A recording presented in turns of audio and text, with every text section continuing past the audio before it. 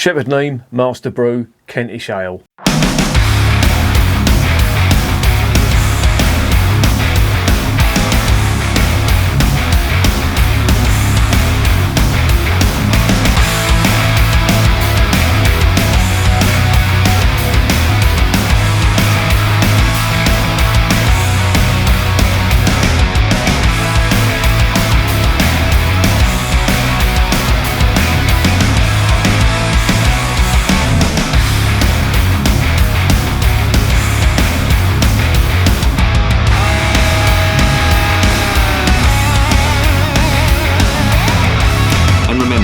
Life is too short to be drinking shitty beer. Welcome to another edition of Bands, Bikes and Booze Reviews. I have got one here that I should have reviewed a long time ago, but here's the but. I had some problems with this, and a little story for you. I didn't really like Neame beer. No, that's a lie. I'd never really tasted Neame beer until I sort of came down to Kent. Now, I mean, there was a few Neame pubs in London, but didn't really sort of frequent them. If I did go into a Neame pub, it would be more luck than judgment. And I only started really drinking Neame beer when I came down to Kent. And I've lived in Kent now, fuck me, when did I move down here? 2017? Yeah, 2017, September 2017 was when I moved down here. So what's that? It's nearly 3 years now. And I started drinking Neame. Now, there used to be a pub, it's gone now. It was a local Neame pub. They used to have bands in there and all that, and we used to go there occasionally, me and the missus, and go and see the bands and all that. And they'd always have beer on tap, Neame beer on tap. And I remember one night I tried the Bishop's Finger, and it tasted disgusting. Then I went on to Master Brew, and it tasted disgusting. And in the end, I think I ended up drinking lager at Hurleyman's or something like that. A Rangy Boom. I do apologise, it was a Rangy Boom. And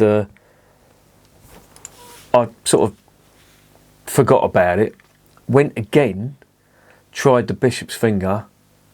That was, again, disgusting. It had a horrible taste. I don't know what it was, but it just wasn't nice. And then the Master Brew, it had the similar sort of flavour to it. And in the end, I just thought, you know what, Neame beer, it's fucking shit. It's overrated. Blah blah blah. And that was it. I sort of gave up on Neame beer. If anyone spoke to me about Neame beer, I was like, it's fucking horrible. And people say, no, it's nice. No, couldn't convince me. Then I tried a couple of the bottles. Neame, 1698. Absolutely gorgeous. Then I tried Bishop's Finger and I thought, do you know what? This isn't bad. Maybe I should revisit Neame. And of course, it was that pub. They were just selling shit beer. Now, I've heard a few dodgy stories about Neame, which I won't go into here. An ex-landlord told me about, some of the strokes they would try and pull. Not the brewery themselves, but the reps. They were trying to pull fast ones and stuff like that. I don't even know whether they still work for them or not, but he wasn't having any of it, and the rest is history. But what I'm trying to get across is I was put off Neame beer for a long time because of that experience with the 2 times that I went to the Neame pub and the beer was horrible. So I've sort of revisited it. But one of the beers, as I say, I tried the 1698, I tried the Bishop's Finger, I've tried their IPA, or the India Pale Ale, which in my eyes at the moment is the best IPA, English IPA certainly, that I've ever tasted. And believe me, there's been some close competition from Fuller's and Sam Smith's, etc. But the Neame IPA is absolutely amazing. I'll give it to a German mate, it's one of his favourite beers now. So, that really does say a lot about Neame. But one beer I didn't review was Master Brew, and the reason I didn't do it is because it's in a clear bottle. And clear bottles, if there's one thing to guarantee to wind me up, it's a clear bottle. Putting beer in a clear bottle, there's no fucking need for it. And I'm going to pull them up. When all this COVID bollocks is over and I'm doing brewery tour at Neame, I'll pull them up and say, why the fuck are you putting your beer in clear bottles? Because they do it on a few. But that's by the by. Anyway, Shepherd Neame, of course, oldest brewer in Britain. Do some fantastic beer. Yeah, I got off to a rocky start with them, and you know, I said some things about Shepherd Neame in my earlier reviews, which, yeah, I still stand by. You know, the beer was crap that they were serving in that pub. Now, if these reps had been going around and tasting the beer, they would have said, for fuck's sake, what are you serving up? But from what I've heard about some of these reps, you know, I'm not going to go into anything here, nothing libelous. I don't want Shepherd Neame on my ass. But they were pulling some dodgy strokes, and that's as far as I'm going to go. They don't do it now, apparently, but back then, and I'm talking a few years ago, they were doing it. And that's it. So let's stop about that, and let's get this beer investigated.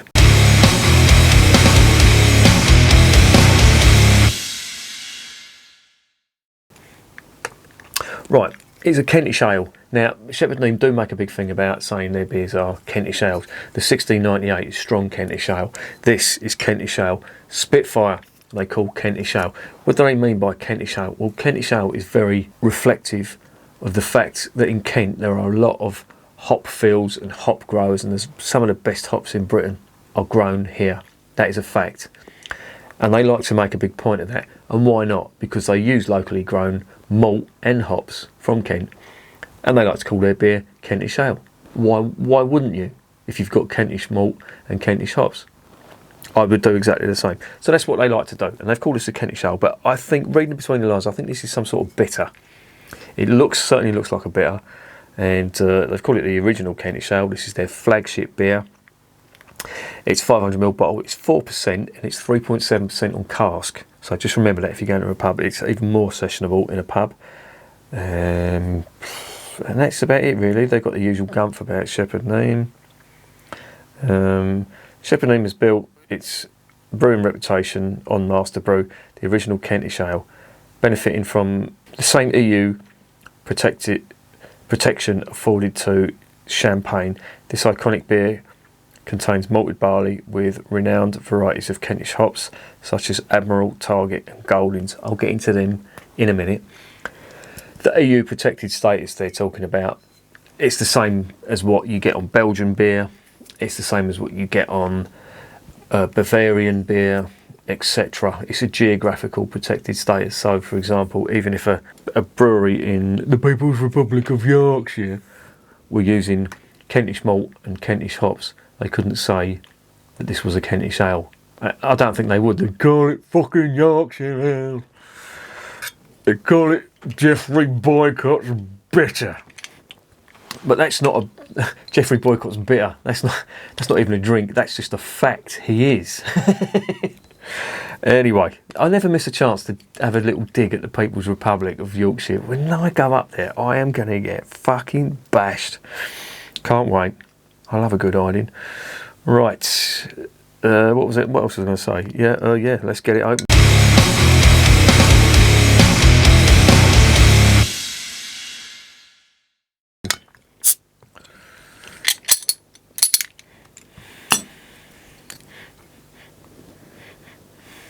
A little bit skunky. This came off the shelf in that shop in Staplehurst where they did all the good beer. There's the cap. There's some nice aromas coming from the bottle, but I'm not, as I say, I don't normally sniff stuff out of the bottle.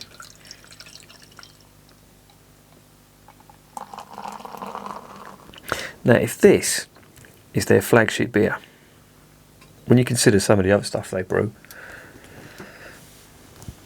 this has to be pretty decent. There it is in the glass. I went a bit over the top on the head there, but fairly reasonable carbonation in there. Nice amber colour on the nose. Wow. Toffee. That's coming through. Little touch of honey on there as well. It's quite sweet. But there's the hops are what dominate on this. It's big earthy notes coming from this. It smells quite nice actually.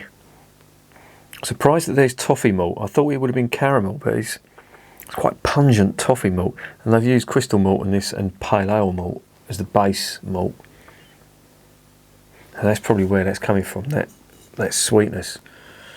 But let's get it in the glass, see what's occurring.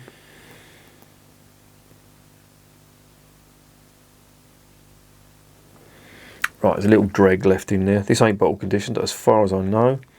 There's no floaters in that. There we go. Let's get it down the hatch.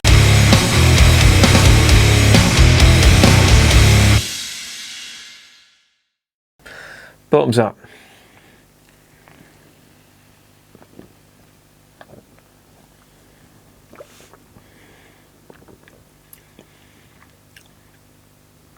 Oh, that is really good.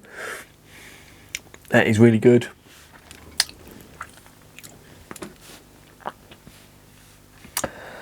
Wow. Big toffee malt, not caramel.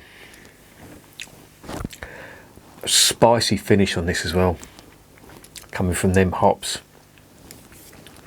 There is a slightly buttery feel. I'm not sure whether that's diacetyl that's in there or not, but it is there. Let's have another go.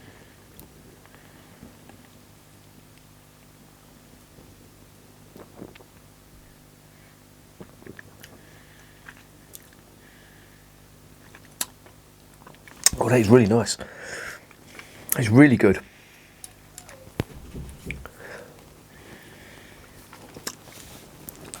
The malt that's in this and the yeast is typically Shepherd Neame.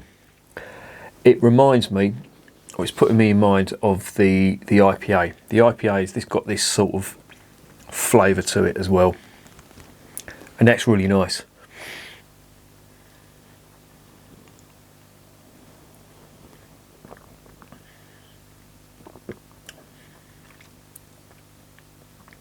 This actually tastes a lot stronger than 4%.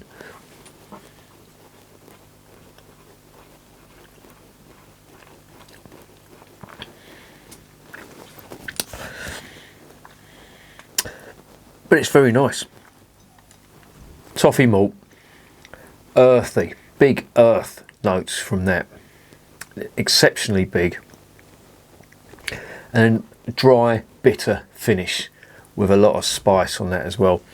And you know, from the hops they're using, the Goldings, which are East Kent Goldings, and the Admiral hops in here, it's just, this is a taste of England. And again, I keep labouring this point, but this is what we do best. And this is a really nice one.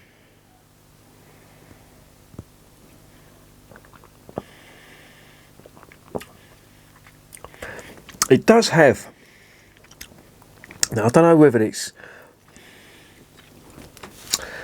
in fact I don't know whether it's the yeast, but it has got a very slight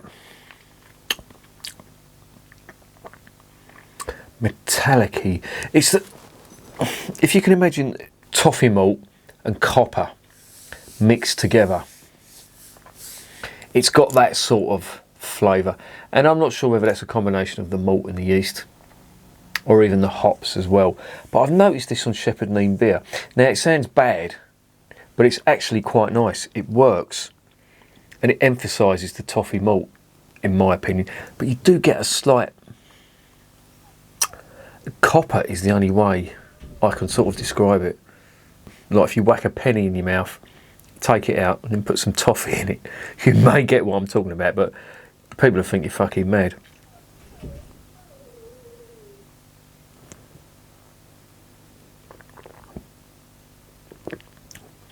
It's nice, it's very moorish, I will say that. That sweet toffee hits you first, and then all the hops come charging at you. And yeah, it just makes for a really good session. I think I'd class this as a bitter. I know they call it Kentish ale. I'd say this is like a bitter, a really good bitter. If the ABV was stronger, it has, the body on it and the massive flavour on this.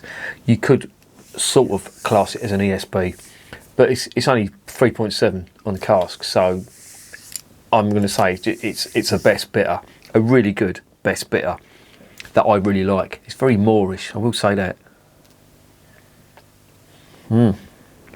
Yeah, I like it.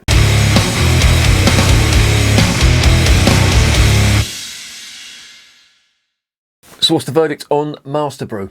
Well, I had a massive downer on Master Brew and Bishop's Finger, simply down to the fact that a certain pub I used to go to, which has gone now, funny that, just didn't know how to store and pour their beer. And I thought Shepherd Neame, all Shepherd Neame beer tasted like that. And I really didn't like, it put me off Shepherd Neame beer, which is a real shame because I missed out. And this is really good. Now, one thing I will say, this is 4% in the bottle. You would not think it's 4% with that amount of flavour that you get in there. It's quite sessionable, even more so in the pub, on the cask or keg. And it's very moorish too. So them two factors go hand in hand. You know, you want to drink more, but you're not going to get mashed because it's only 3.7 or 4%, depending what medium you are drinking from. But I really like it. I'm definitely going to buy it again. I've deliberately avoided it because, as I say, it's in a clear bottle, and that puts me off. That's the only downside. And when I opened it up, I got nasty flavours. When I opened it up, I got nasty aromas, and I only get them from beers that are in clear bottles. I got it from the Old Speckled Hen. I got it from the Golden Hen, and it's completely avoidable. You know, and I'm sick ranting and raving about brewers who put their beer in clear bottles. I've got some beers in the fridge, some Green King beers, Green King IPA. I've got the Green King. What was the other one? I've got another Green King beer that's in a clear bottle, and I've got I've got another bottle of Old Speckled Hen and another bottle of Golden Hen. I may revisit the Golden Hen because that came in a box and it wasn't skunky, so I'll give that another go, that Golden Hen as well. I think I should revisit that. But this, as far as I'm concerned, I'm going to give that a 9 out of 10. I'm going to knock a mark off for the clear bottle. There is no need to put it in a clear bottle. So that's the only downside. And I've managed to get one that's reasonably good. You know, it had a bit of a nasty niff when I opened it, but so far now it's fine. But it's so easy to get a bad one when it's in a bottle like that. You know, if you go to a supermarket and it's left in the light, then that's just going to go skunky. So yeah, that's going to get a 9 out of 10. I definitely recommend it, but just be wary.